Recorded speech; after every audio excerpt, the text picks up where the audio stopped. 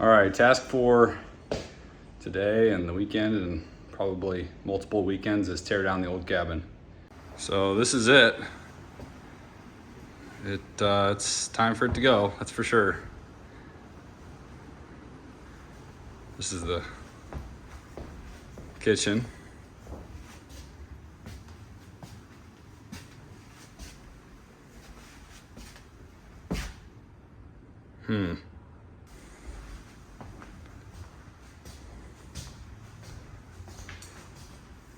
Bathroom.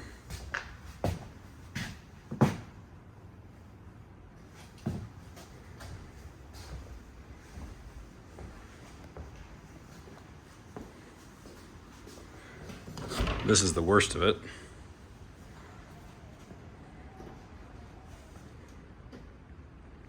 Pretty bad.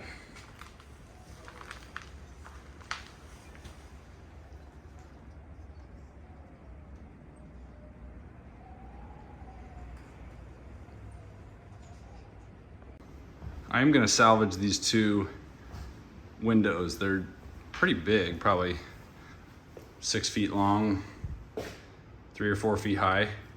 And I don't know, could use them for something, I figure.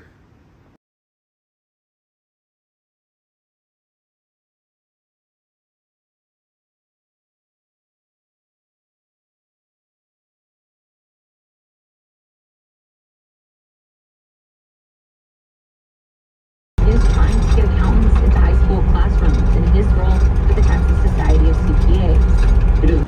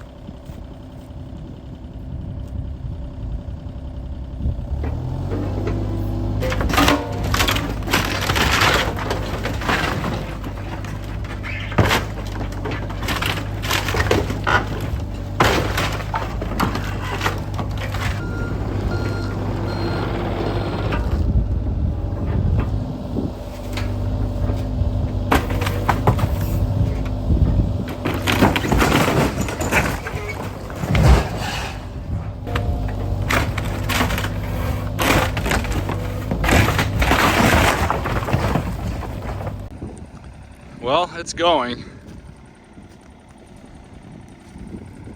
It's a little bit more I guess uncontrolled than what I expected. It just kind of is all ending up in one jumbled mess. I thought maybe I could get some usable lumber out of it. I thought maybe I could get the burnable stuff separated from the non-burnable stuff, but I don't know. It's just kind of all going together. But I think I'm just gonna topple it all down so that then I can scoop it up and put it in trucks. Morning of day 2, tearing down the cabin.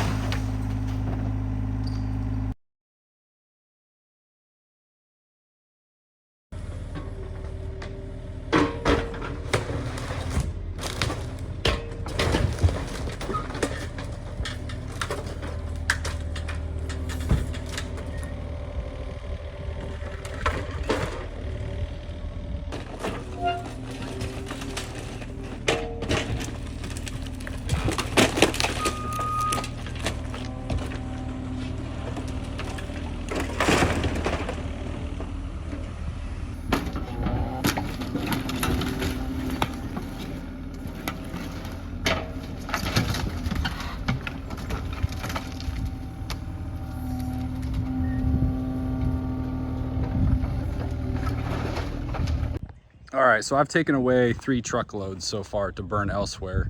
Still left with quite a bit, but I think I'm gonna start burning in place and just try to just burn a little at a time so that I'm not creating so much heat to damage the oak trees above. So here's the remains. The main part of the cabin here was on a block base. I'm gonna burn in there. The porch was on a concrete slab. So I've kind of cleared away a buffer here of all the rest of the stuff that I'm just gonna slowly add to my burn pile here as I go. That's about as big as I want that to get.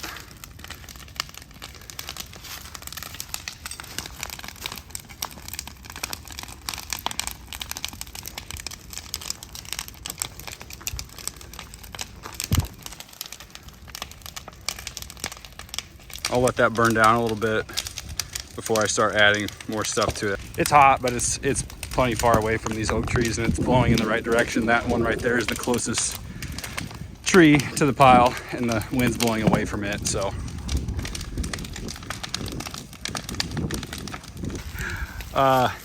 Doing a little impromptu controlled burn in the woods because this fire, apparently some little ember or something flew up and caught that dead branch right there in this oak tree on fire. I have no idea how. It's probably 25 feet up in the air. Anyways, caught that on fire and I noticed it, thankfully, because it was smoking. And I thought, oh crap, all these dry leaves below weren't burnt. The previous burn I did was over that direction and I had burnt all of these woods and it's dry leaves all the way down the creek bed to the neighbor's property and everything else. And I thought that it was gonna fall and catch these leaves on fire, which it ended up doing. So I quickly used a rake and cut a fire break and let it burn through that area, which worked, but then there's just a little breeze and it was blowing embers from that burning log up there even past my fire line into the other part of the woods. So I'm making a larger burned area now. So I raked this line and burnt on the inside of here so that I've got a nice big buffer of burned area. So in case that thing drops more embers tonight when I'm gone, it should not go anywhere. So that was a little bit sketch, but I think it's under control. I will be kind of interested to see how these woodland flowers, this is Dutchman's breeches right here, will respond to being burnt when they're already growing. I wonder if they'll bounce back and grow again this year and flower, or if they're just gonna go to sleep for the summer and try again next year. My woods are loaded with these things. Super cool. So I'm just, this is my burn pile side. And then this is what's left to be burned. So I'm just gonna slowly add that to this to keep the heat down. Hopefully get it through it all today.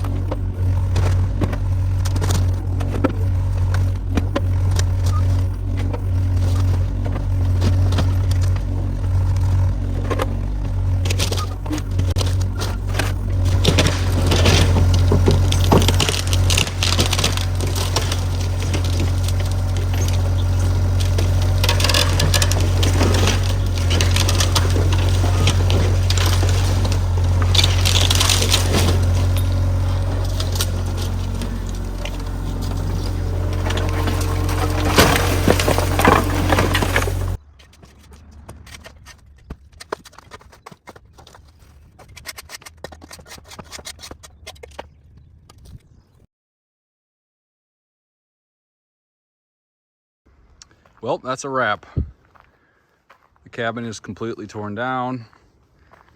The only thing left is just to scoop up all of the ashes and metal parts that, you know, there's probably several thousand nails and screws and stuff that need to be taken away, and I'll just take that to the landfill.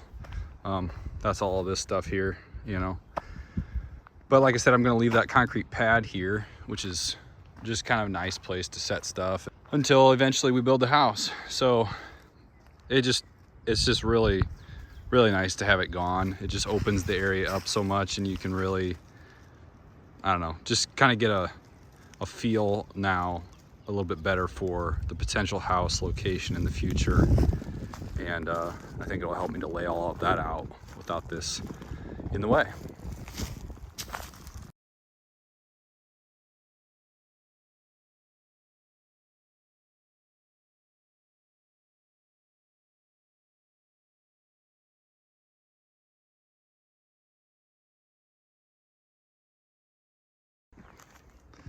So next project is going to be building a new shed. I'm not going to build it here.